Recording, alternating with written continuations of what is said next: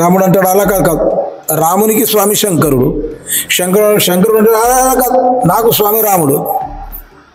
ఇద్దరి వాదం మొదలైంది. రాముడు ప్రతిరోజు ప్రదోష పూజనం తప్పేవారు కాదు రామచంద్రుడు. ప్రదోష పూజనంలో ఇంత మహత్వం ఉంది. శంకరుని ప్రదోష పూజనంలో ఏ బోటి దరిద్రుడు కూడా ధనవంతుడవుతాడు శివ ప్రదోష పూజనంతో.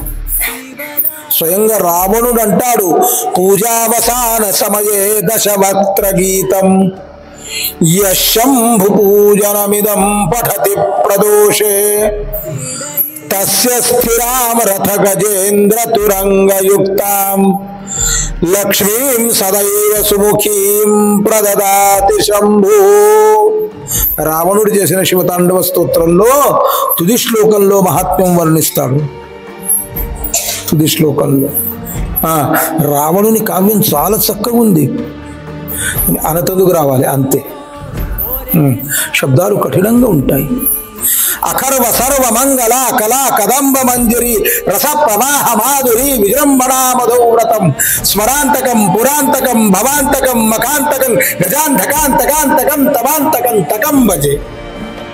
ఎలాన్నాడు శంకరుడు దాన్ని ఇంత చక్క వర్ణిస్తున్నాడు.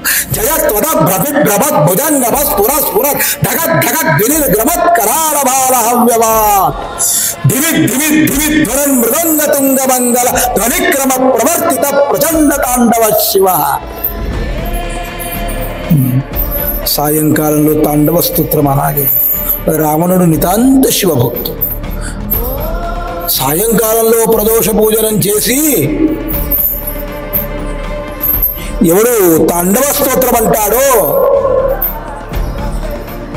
తస్య స్థిరాం రథ గజేంద్ర తురంగయుక్తాం లక్ష్మీం సదైవ సుముఖీం ప్రదదాతి శంభు.